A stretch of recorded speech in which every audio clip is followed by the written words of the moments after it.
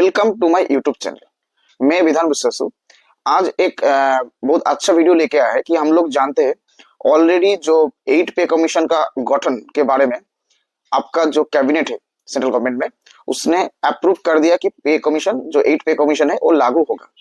मेरा वीडियो में इससे पहले मैंने बनाया था कि 8 पे कमीशन में एक्सपेक्टेड कितना फिटमेंट फैक्टर हो सकता है लेवल ऑन कर्मचारी को, उसका वीडियो ऑलरेडी अवेलेबल है, आप लोग जाके देख सकते हैं। और उस वीडियो में मैंने क्लियरली बोला था कि पे कमीशन आएगा। मेरे को बहुत सारे लोगों ने एसएमएस किया था, बोला था नहीं आएगा ये नहीं, मैंने बोला नहीं डेफिनेटली आएगा, थोड़ा लेट होगा लेकिन आएगा जरूर। तो इसीलिए मैं बोल रहा हूँ कि गवर्नमेंट ने ऑलरेडी कैबिनेट जो होता है उसने पे कमीशन आने के बारे में एक आप लोग बोल सकते हैं ग्रीन झंडा दिखा दिया। तो आज हम देखेंगे 7th और जो 8 पे कमीशन है, इस 7th पे कमीशन में कब से इस जो प्रोसेस है जो पे कमीशन का गठन होना, रिपोर्ट सबमिट करना कब हुआ था, और 8 पे कमीशन में एक्सपेक्टेड कितना दिन के भीतर ये हो सकता है, उसको लॉजिक तरीके से समझेंगे। और एक चीज है कि जब पे कमीशन आता है हम लोग सिर्फ जानते हैं कि हमारा बेसिक प्लस जो डीए है वो मार्च हो जाता है, डीए जीरो हो जाता है, उसके ऊपर कुछ परसेंटेज जो सैलरी है वो बढ़ा दिया जाता है। जैसे 7th पे कमीशन में आपका जो सैलरी बढ़ा था वो 14.2 के करीब परसेंटेज बढ़ा था।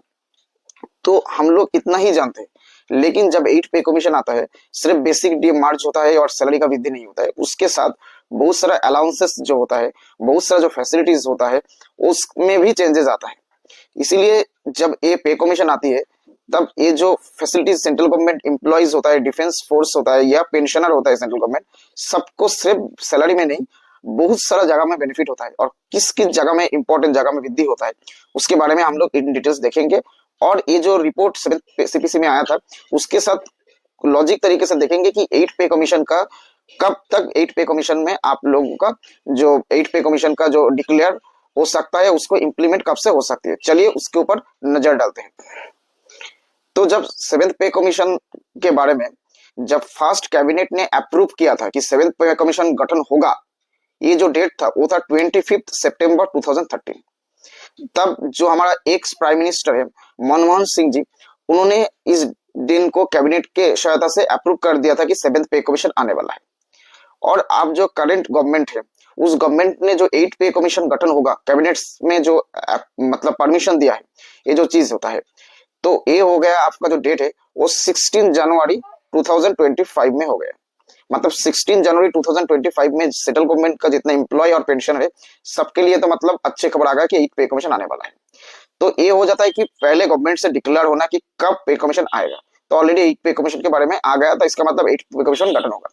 उसके बाद होता है कि गवर्नमेंट की तरफ से बहुत सारा चीज को छानबीन करके जो पे कमीशन होता है उस पे कमीशन को गठन करता है।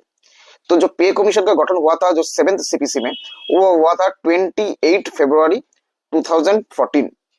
28 फरवरी 2014, तो लगभग 5 महीना जब डिक्लेयर हुआ था उससे 5 मंथ बाद ही आपका पे कमीशन का गठन हुआ था।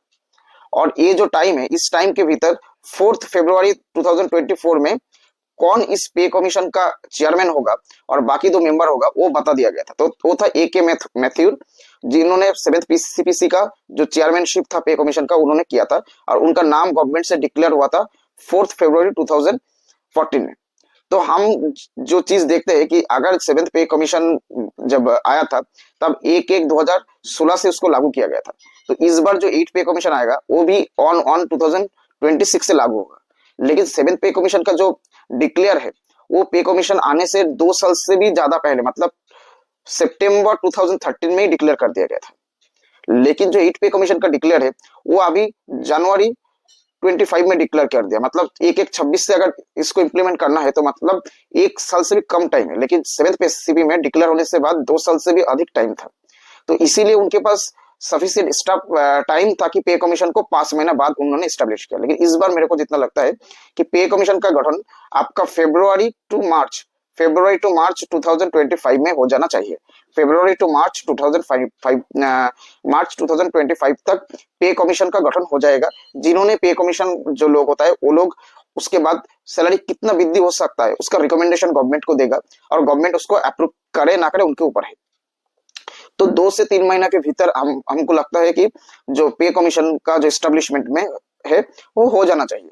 और उससे पहले 2-3 महीना के भीतर ही इस पे कमीशन का जो चेयरमैन कौन होगा और 2 मेंबरशिप होगा वो भी गवर्नमेंट की तरफ से डिक्लेयर हो जाना चाहिए। और जब पे कमीशन आती है तो पे कमिश्नर को जो रिपोर्ट सबमिट होता है वो 7 सीपी में था 19 नवंबर 2015। इसका मतलब लगभग 1 साल 9 महीना 1 साल 9 महीना लगा, मतलब 20 महीना से ज्यादा टाइम लिया था 7 सीपीसी में जो ए के माथुर का कमेटी था उन्होंने रिपोर्ट सबमिट करने के लिए कि कितना परसेंट पे कमीशन में सैलरी वृद्धि होना चाहिए। क्यों इतना टाइम लगता है और लगना भी चाहिए, क्योंकि बहुत सारा पेंशनर का सैलरी बढ़ता है, उसके ऊपर हमारा जो फाइनेंशियल कंडीशन है देश का वो सब चीज देखना पड़ता है। जो हमारा जो सिविल और डिफेंस एम्प्लॉय या नॉर्मल सिविलियन जो सेंट्रल गवर्नमेंट का एम्प्लॉय होता है तो लगभग आज के दिन में 49 लैक्स आपका सर्विंग एम्प्लॉय और 65 लाख पेंशनर है। 65 लाख पेंशनर आज के दिन में सेंट्रल गवर्नमेंट में, मतलब मोर देन 1 करोड़ एम्प्लॉय और पेंशनर का जो सैलरी का बेनिफिट होगा उसके जो रिपोर्ट होगा उसको बनने में तो लगभग 1 साल से ज्यादा चाहिए ही चाहिए मिनिमम।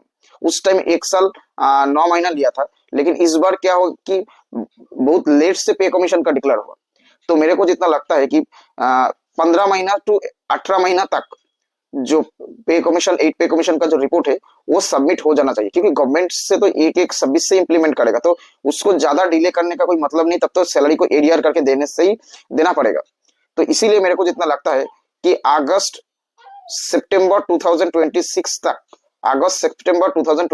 तक आपका जो पे कमीशन होगा 8 पे कमीशन उसका रिपोर्ट सबमिट हो जाना चाहिए। मतलब जो पे कमीशन फरवरी मार्च 2025 में गठन होगा उस पे कमीशन का जो रिपोर्ट होगा वो अगस्त सितंबर 2026 तक उसका रिपोर्ट गवर्नमेंट को जमा देना पड़ेगा कि हाँ इतना रिकमेंडेशन इतना परसेंटेज रिकमेंडेशन कर रहे हैं कि सैलरी को बढ़ा जाए।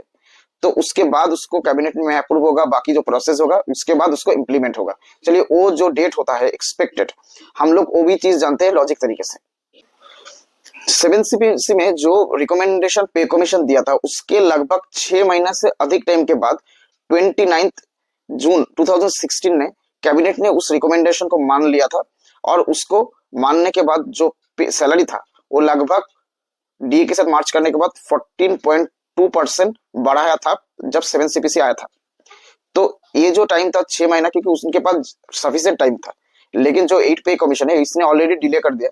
तो मेरे को जितना लगता है कि नवंबर टू दिसंबर 2026 मतलब 26 के एंड तक 8 पे कमीशन का जो अप्रूव है वो कैबिनेट कर देना चाहिए और अप्रूव करने के बाद उसको कब से इफेक्टिव डेट डालेगा 1/1/2026 से उसको इम्प्लीमेंट कर दिया जाएगा। तो मतलब होता है कि जितना मेरे को लगता है कि 1/1/26 से ही इफेक्टिव डेट आएगा, उससे बाद में भी आएगा तो भी आपका इफेक्टिव डेट 1/1/2026 में से ही आएगा, क्योंकि इससे पहले जितना पे कमीशन आया था सेम एज इट इज ही आया था। तो इसीलिए ज्यादा डिले करने का कोई मतलब नहीं होता है कि 26 के इन तक या मैक्सिमम फर्स्ट क्वार्टर ऑफ 2027 तक तो आपका पे कमीशन का अप्रूव और इम्प्लीमेंट कैबिनेट की तरफ से हो जाना चाहिए ही चाहिए। तो इसके बाद आता है कि जब पे कमीशन डी के बाद मार्च हो जाता है उसके बाद सेंट्रल गवर्नमेंट में बहुत सारा अलाउंसेस है, मोर देन 100 अलाउंसेस है पे को छोड़कर भी, उसको कब से इंप्लीमेंट कर दिया जाए, क्योंकि 7 सीपीसी में 1/1/2026 से तो आपका पे कमीशन 7 सीपीसी चालू हो गया, लेकिन जो उसका 7 सीपीसी के हिसाब से जो अलाउंसेस थे उसको इफेक्टिव कर दिया गया था 1/7/2017 से। क्यों इतना डिले कर दिया गया? क्योंकि 7 सीपीसी में ही इतना सारा चीज को देखा जाता है कि इतना कम टाइम में अलाउंसेस को भी जोड़कर उसको जो कैलकुलेशन है कि कितने अलाउंसेस हर एक कैलकुलेशन करने के लिए पॉसिबल नहीं था, इसीलिए उसको थोड़ा डिले हो गया था। तो इस बार भी अलाउंसेस को मेरे को जितना लगता है कि थोड़ा डिले से ही आएगा, क्योंकि अलाउंसेस भी गवर्नमेंट चाहता है कि जितना पैसा बचा सकते हैं, तो वो लोग देखता है कि ज्यादातर एम्प्लॉय को क्या देखता है कि पे कमीशन चालू हुआ कब से उतना देखता है, लेकिन उसके साथ साथ अलाउंसेस के ऊपर ज्यादा लोग नजर नहीं डालते। लेकिन अलाउंसेस बहुत चीज होता है, इसलिए गवर्नमेंट भी उसको ट्राई करते हैं कि कुछ टेक्निकल फॉल्ट हो जाएगा या एडमिनिस्ट्रेटिव फॉल्ट के हिसाब से थोड़ा डिले से ही चालू कर देता है। तो मेरे हिसाब से जो डेट होगा 1/6/2027 या इसके नजदीक कोई डेट में ही आपका जो अदर अलाउंसेस है, जैसे रनिंग अलाउंसेस हो गया, आपका चिल्ड्रन एजुकेशन अलाउंसेस जो हो जाता है, जो सब अलाउंसेस होता है उसको भी आपको बढ़ा दिया जाएगा। तो अभी देखते हैं जो सैलरी बढ़ने के साथ साथ और क्या क्या चीज पे कमीशन आने से आप लोगों को वृद्धि होती है, जो लोग रिटायर्ड होते हैं रेलवे से या जो सर्विंग एम्प्लॉय है। चलिए वो चीज भी देखते हैं, क्योंकि वो सब चीज में भी बहुत ज्यादा मतलब प्रॉफिट हो जाता है जब पे कमीशन आता है। इसीलिए लोग सिर्फ सैलरी को मतलब इंक्रीमेंट से खुश नहीं होते, हर 10 साल में पे कमीशन का डिमांड करता है, क्योंकि पे कमीशन से बहुत कुछ लाइफ में चेंजेस आती है। तो क्या क्या मेन मेन मुद्दा चीज होता है, इंक्रीजेस होता है पे, जब पे कमीशन आता है उसके ऊपर नजर डालता है। और 8 पे कमीशन आने से कितना बढ़ सकता है 7 सीपीसी से 8 सीपीसी, उसके ऊपर भी नजर डालते हैं। अभी देखते हैं कि जो 7 सीपीसी था उसमें फिटमेंट फैक्टर को कितना वृद्धि किया गया था। वो जो वृद्धि हुआ था वो 2.57 से लेकर 2.67 तक। हम लोग हर बार वीडियो में देखते हैं कि 7 सीपीसी में जो सैलरी का फिटमेंट फैक्टर फिक्स किया गया वो 2.57 था, लेकिन ऐसा नहीं है। हर एक जिसका सैलरी ज्यादा है उसका फिटमेंट फैक्टर 2.7 से कुछ थोड़ा ज्यादा था, और मैक्सिमम था वो 2.67 था। इसका मतलब होता है जिसका पे लेवल ज्यादा होगा उसका पे लेवल के हिसाब से फिटमेंट फैक्टर भी गवर्नमेंट रिकमेंड करता है ज्यादा, मतलब पे कमीशन रिकमेंड किया था 7 सीपीसी में ज्यादा देने का। तो इस बार भी वो हो सकता है। उसका लॉजिक हो सकता है कि जो जितना जिसका ज्यादा सैलरी होता है उसको जो आपका इनकम टैक्स होता है ज्यादा दे सकता है, या कुछ कैलकुलेशन उनका रिकमेंडेशन होता है इसीलिए हो जाता है। तो इस बार जो 8 पे कमीशन में फिटमेंट फैक्टर होगा वो मैंने ऑलरेडी उसके ऊपर वीडियो बनाया था। जो एक्सपेक्टेड स्टार्टिंग होगा वो 1.94 या इसके नजदीकी होगा। तो पहले में तो आप लोग बोलेंगे कि फिटमेंट फैक्टर 2.57 था, इस बार तो बहुत कम हो गया था, क्योंकि उस टाइम जो डीए होता है वो 130% तक चला गया था, लेकिन इस बार इतना डीए नहीं जाएगा।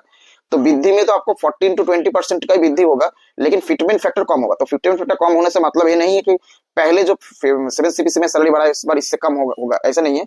1.94 अगर फिटमेंट फैक्टर होगा तो भी सैलरी में पहले जो 7 सीपीसी है उसमें 14% बढ़ाया था, इसमें 18% के नजदीक हो जाएगा।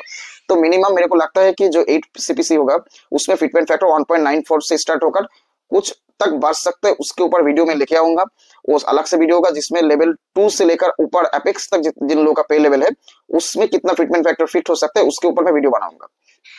तो वो तो बाद में आ जाएगा। तो 8 हो गया आपका फिटमेंट फैक्टर। उसके बाद आता है कि 7 सीपीसी में जो हाउस रेंट अलाउंस था वो जब इनिशियली था वो 8, 16 और 24 था। तो और एक चीज था कि जब 6 सीपीसी तक था तब ग्रेड पे सिस्टम था, लेकिन 7 सीपीसी में ग्रेड पे को हटाकर लेवल 1, 2, 3, 4 कर दिया गया। इस बार क्या लेवल में चेंजेस आ सकता है, ये रिकमेंडेशन कमेटी के ऊपर निर्भर करता है कि पे को लेवल को चेंज करके अगर कुछ बेहतर फैसिलिटी मिल सकता है तो दे सकता है, या फिर लेवल जो पे लेवल का सिस्टम है उसको एज इट इज रख सकता है। ये जब पे कमीशन आएगा तब इसके बारे में बताना पॉसिबल होगा। तो जब हाउस रेंट होता है, जब पे कमीशन आता है तब हाउस रेंट जो अलाउंस होता है, रेलवे एम्प्लॉय होता है, सेंट्रल गवर्नमेंट का दूसरा एम्प्लॉय जो होता है उनको मिलती है, उसमें भी चेंजेस आता है। क्योंकि जब बेसिक प्लस डीए मार्ज हो जाता है, फिटमेंट फैक्टर जब फिक्स होता है तब बेसिक डीए मार्ज होता है। तो इसका मतलब जब डीए बेसिक बढ़ जाएगा तो एचआरए भी बढ़ जाएगा। जो 7 सीपीसी था उसमें जो एचआरए फिक्स किया गया था वो था आपका 18, 16 और 24 जब इनिशियल स्टार्ट होगा। और ये भी रिकमेंड किया गया था कि जब आपका डीए 20% होगा, 25% तब एचआरए को बढ़ा के 9, 18 और 27, और जब 50% प्लस हो जाएगा डीए तब उसको 30, 20 और 10 कर दिया जाए। तो आज के हिसाब से जो हमारा एचआरए है वो 10, 20 और 30 है। तो इस बार भी मेरे को जितना लगता है कि 8 पे कमीशन आने से ऐसे ही आपका बेसिक ज्यादा हो जाएगा, तो एचआरए जो है वो आपका 8, 16 और 24 रख सकता है। तो इसके नजदीक रहेगा 20, 30, 10 जो है आज के दिन में जो मिल रहा है परसेंटेज बेसिक के ऊपर, जो ये नहीं देगा उसको। इनिशियली जो 8, 16 और 24 था और डीए बढ़ने से बढ़ाया गया था, ये प्रोसेस को कंटिन्यू रख सकता है। या हो सकता है कि इसको 7, 14 और 21 जो सिस्टम है मतलब थोड़ा कम ज्यादा इसको कर सकता है, लेकिन 10, 20, 30 करने का चांसेस कम है, क्योंकि इतना हो जाएगा तो सैलरी और भी बढ़ जाएगा। उसके बाद आता कि ट्रांसपोर्ट अलाउंस। ट्रांसपोर्ट अलाउंस जो हर सेंट्रल गवर्नमेंट सर्विंग एम्प्लॉय को मिलता है, जिसका स्टार्टिंग होता है 900 प्लस डीए, 13,1350 जो होता है कि एक सिटी वाला है उनको उतना मिलता है प्लस डीए। उसके ऊपर वाले पे लेवल को 18,800 और जो एक सिटी में होगा उनको 3,600, और उसके ऊपर जो पे लेवल वाले हैं एक सिटी में उसको 7,200 मिलता है। तो ये जो चीज होता है, क्योंकि डीए जब मार्च हो जाए जीरो हो जाएगा इनके साथ डी हो जाए, तो मेरे को जो लगता है कि जो 900 है उसको बढ़ा के मिनिमम 1500 कर देना चाहिए, इतना पे कमीशन रिकमेंड करेगा। और उसके बाद जो एक सिटी होगा उसको 2000 कर देना चाहिए, और जो 1800 होगा उसको 3000 या उससे ज्यादा, और जो 3600 है इसको मिनिमम 6000 एंड अबव कर देना चाहिए, और कर भी देगा। और 7200 मतलब हो जाता है उसको लगभग आपका 13-14 हजार कर देगा। तो मेरे हिसाब से ऑलरेडी 53% आपका डीए आ गया है। तो डीए जबकि डीए जब टीए के साथ मार्च होकर टीए आ जाता है जो इनिशियल टीए होता है, तो जब डीए जीरो रहेगा तो टीए जितना आज के दिन पे यहाँ पे दिखा रहा है 900 जो उसका होता है उसको मिनिमम 1500 करना चाहिए या उससे ज्यादा भी करना चाहिए। एक्चुअली उसका जितना भी टीए है उस टीए को ऑलमोस्ट डबल हो जाएगा। आप लोग निश्चित रहिए, टीए ऑलमोस्ट डबल होने वाला है। डबल भी नहीं होगा तो मिनिमम 70 to 80% बढ़ेगा ही बढ़ेगा जो इनिशियल टीए होगा, क्योंकि जो आपका डीए होता है वो 0 हो जाएगा। उसके बाद आता है ग्रेचुटी। जो 6 सीपीसी था उसमें ग्रेचुटी था 10 लाख, जिसको बढ़ा के 7 सीपीसी में ग्रेचुटी होता है 20 लाख कर दिया गया था। ग्रेचुटी कब होता है? जो जितना भी सर्विंग एम्प्लॉय रेलवे में होगा या जितना भी सेंट्रल गवर्नमेंट में जॉब करता है उनका जितना सर्विस पीरियड होता है और जिस पे लेवल रहता है उसके कैलकुलेशन के हिसाब से 6 सीपीसी में मैक्सिमम जब रिटायर होगा तब उनको 10 लाख तक ग्रेचुटी दिया जाता था। उसको बढ़ा के 20 लाख कर दिया गया था 7 सीपीसी में। और ये भी रिकमेंड कर दिया गया था जब बेसिक पे जब डीए 50% हो जाएगा तब ग्रेचुटी 20 लाख से बढ़ा के 25 लाख कर देना चाहिए। और आज के दिन के हिसाब से जो ग्रेचुटी 25 लाख है और इसको 8 पे कमीशन में इनिशियली जितना मेरे को लगता है कि 40 लाख के नजदीक हो जाना चाहिए जो ग्रेचुटी होगा तो 40 लाख के नजदीक हो जाना चाहिए। तो इसीलिए मैं बोल रहा हूँ जब पे कमीशन आता है बहुत कुछ चेंजेस आता है। तो 8 पे कमीशन में जब जो न भी लोग रिटायर्ड होगा तो उसका अगर ग्रेचुटी जब 40 लाख होगा उसके कैलकुलेशन से हिसाब से उनको रिटायरमेंट के टाइम में मतलब आपका ग्रेचुटी मिलेगा 40 लाख। ज्यादातर लोग जो भी जैसे एनटीपीसी के पोस्ट से जितना लोग आता है उसके बाद 30-35 इयर्स का सर्विस रहता है तो जितना ग्रेचुटी रहता है उसका 70 to 75% उनको ऑलमोस्ट मिल जाता है। मतलब अगर 40 लाख होगा तो 25 टू मिनिमम 25 जैसे कम बहुत कम सर्विस रहता है उनके तो ज्यादातर 30 लाख के ऊपर उनको ग्रेचुटी मतलब इन हैंड सैलरी बोल सकते हैं, ग्रेचुटी एक लमसम सैलरी होता है वो मिल जाएगा। तो ये हो गया आपका ग्रेचुटी। उसके बाद आता है हाउस बिल्डिंग अलाउंसेस। जो हाउस बिल्डिंग एडवांस होता है वो सेंट्रल गवर्नमेंट जितना भी एम्प्लॉय रहता है उनको घर बनाने के लिए जैसे बैंक से लोन रहता है उनको बैंक से लोन लेने का जरूरत नहीं, वो एडमिनिस्ट्रेशन से भी लोन ले सकते हैं। जो पहले हाउस बिल्डिंग एडवांस था 7 सीपीसी में वो था 7.5 लाख जिसको 7 सीपीसी में बढ़ा के 25 लाख कर दिया गया था। तो जब 8 पे कमीशन आएगा तो मेरे को जितना लगता है कि हाउस बिल्डिंग अलाउंस जो होता है वो 50 लाख हो जाएगा, मिनिमम 50 लाख जो हाउस बिल्डिंग अलाउंस हो जाएगा। इसका मतलब जो लोग सर्विस में आओगे 8 सीपीसी में आने के बाद अगर घर बनाने का जरूरत रहता है तो मैक्सिमम 50 लाख तक उनके सैलरी के कैलकुलेशन से हिसाब से मैक्सिमम 50 लाख तक उनको लोन मिल जाएगा अपने एडमिनिस्ट्रेशन से बहुत कम इंटरेस्ट में। तो इसलिए मैं बोल रहा हूँ कि पे कमीशन जब आता है बहुत कुछ चेंजेस आता है, बहुत कुछ फैसिलिटी को इंक्रीज कर दिया जाता है। तो इसके बाद देखते हैं और क्या क्या चीज बढ़ा जाता है। उसके बाद जितना भी डिफेंस और फोर्स में जॉब करते हैं उनको जो मतलब एक कॉम्पेंसेशन दिया जाता है, कोई मतलब किसी ने अगर कोई दुर्घटना हो गया तो उनको एक लमसम अमाउंट दिया जाता है जो 7 सीपीसी में 25 लाख to 45 लाख है। मतलब केस टू केस वेरी करता है, जिसको मेरे को लगता है minimum 40 to 60 lakh minimum 40 to 60 lakh कर दिया जाएगा। ये होना ही चाहिए क्योंकि डिफेंस हमारा इतना देश को सुरक्षित रखता है। तो उनकी अगर कोई कैजुअलिटी आएगा तो उसको जो लमसम मतलब मॉनेटरी बेनिफिट दिया जाता है उसको डेफिनेटली बढ़ा देना चाहिए जो 40 to 60 लाख मिनिमम हो जाना चाहिए। उसके बाद आता है क्या एनुअल इंक्रीमेंट जो 3% है वो एज इट इज 7-8 सीपीसी में एज इट इज 3% रहेगा ही रहेगा। एक तो इसको कम नहीं कर सकते क्योंकि यूनियन और अदर एडमिनिस्ट्रेशन नहीं मानेगा, दूसरा है बढ़ाएगा नहीं क्योंकि 1% इंक्रीमेंट बढ़ जाएगा हर साल तो मतलब 10 साल के बाद पे कमीशन आएगा उसके ऊपर बहुत बड़ा इंपैक्ट पड़ेगा। तो गवर्नमेंट चाहता है कि पे कमीशन आए इतना कुछ बढ़ा रहे तो इंक्रीमेंट अगर बढ़ा देगा तो उनको लिए ये सही नहीं रहेगा, गवर्नमेंट नहीं चाहेगा। तो इसीलिए मेरे को हिसाब से जो एनुअल इंक्रीमेंट होता है वो होता है कि 3% जो 1 जनवरी और 1 जुलाई जो एम्प्लॉय को दिया जाता है वो एज इट इज सेम रहने वाला है। इसके अलावा जो रेलवे में ग्रुप डी ट्रैक मेंटेनर होता है उनको जो हार्डशिप और रिस्क अलाउंस इनिशियली दिया गया था वो था पर मंथ 2700 और जब डीए 50% हो गया था तब आज के दिन में ऑलरेडी वो 3375 रुपीज मतलब 25% बढ़ा के इतना दिया गया था। तो जो हार्डशिप और जो रिस्क अलाउंस होता है पर मंथ ये मेरे को लगता है जो 2700 इनिशियली था उसको अभी जब 8 पे कमीशन आएगा तो 4000 प्लस मिल जाएगा क्योंकि रेलवे में जो ट्रैक मेंटेन होता है इसका बहुत ज्यादा परसेंटेज में रेलवे में है और वो लोग बहुत डिफिकल्ट काम भी करता है। तो जो हार्डशिप अलाउंस और रिस्क अलाउंस होता है वो मिनिमम 4000 हो जाएगा, ये आप लोग पकड़ के चलिए। उसके ऊपर आता है कि जो एफएमए आता है कि जो लोग रेलवे से रिटायर्ड होता है वो अगर रेलवे से आउटडोर फैसिलिटी नहीं लेना चाहता है सिर्फ मतलब जब इमरजेंसी है तब भर्ती करेगा, रिटायर्ड एम्प्लॉय बहुत सारा लेता है वो 1000 है, इसको शायद बढ़ा के 1500 कर सकता है, ये नहीं भी कर सकते, ये गवर्नमेंट के ऊपर है क्योंकि इसमें ज्यादातर एफएमए जो होता है ये जो फाइनेंशियल मॉनिटरी बेनिफिट होता है ये ज्यादातर रेलवे जो लोग होता है वो लेता नहीं है। तो इसीलिए इसको बढ़ाने का कोई मतलब नहीं है। तो ज्यादा अगर बढ़ाएगा तो 1500 कर सकते हैं उससे ज्यादा नहीं। उसके ऊपर जो ग्रुप इंश्योरेंस होता है, मतलब रेलवे में जो ग्रुप सी और ग्रुप डी एम्प्लॉय उससे 30 रुपीज पर मंथ कटती है, और जो गेजेटेड ऑफिसर होता है उनसे 120 रुपीज कटते हैं। वो एज इट इज रह सकती है और उसको थोड़ा बढ़ा भी सकते हैं। तो ये सब चीज में ज्यादा बढ़ाने घटने का कोई मतलब नहीं है, तो गवर्नमेंट उतना हेडेक नहीं देगा। अब आता है एक बहुत इंपॉर्टेंट चीज जो होता है चिल्ड्रन एजुकेशन अलाउंस। जो चिल्ड्रन एजुकेशन अलाउंस होता है, वो जो जितना भी सेंट्रल गवर्नमेंट एम्प्लॉय होता है उनको जो कितना मिलता है साल में, जब इनिशियली 27,000 पर एनम 7 CPC में रिकमेंड किया था अप टू 2 चाइल्ड तक, हर बच्चे के पीछे 27,000 मिलना ही मिलना है। और ये भी रिकमेंड किया था जब इसको DA 50% हो जाएगा तब इसको बढ़ा देना है 25%। तो आज के दिन के हिसाब से ऑलरेडी 50% हो गया, तो 33,000 से ज्यादा ऑलरेडी आपका जो चिल्ड्रन एजुकेशन अलाउंस है पर बच्चे के पीछे वो हो गया है। और जो बच्चे हॉस्टल में रहकर पढ़ते हैं उनको 1 लाख पर एनम बच्चे के पीछे ऑलरेडी जो चिल्ड्रन एजुकेशन मिल रही है। तो इसमें वृद्धि होगा, डेफिनेटली होगा, इसमें बढ़ा भी चलना चाहिए।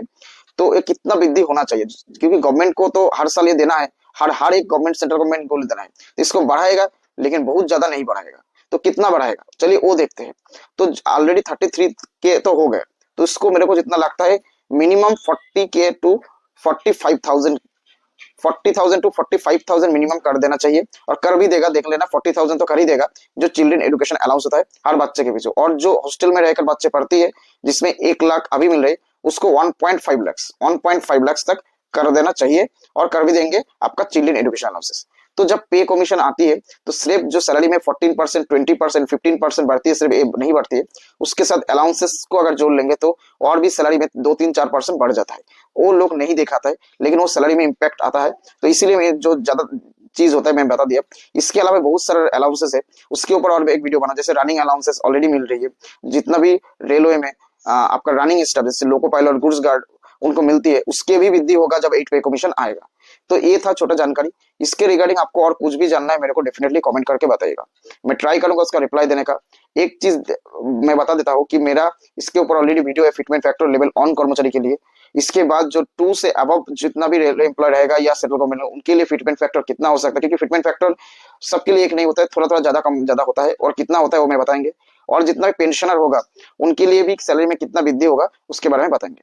तो ये था छोटा जानकारी। अगर आपको ये वीडियो अच्छा लगे तो प्लीज इसको लाइक, शेयर और सब्सक्राइब भी कीजिए। Thank you watching this video.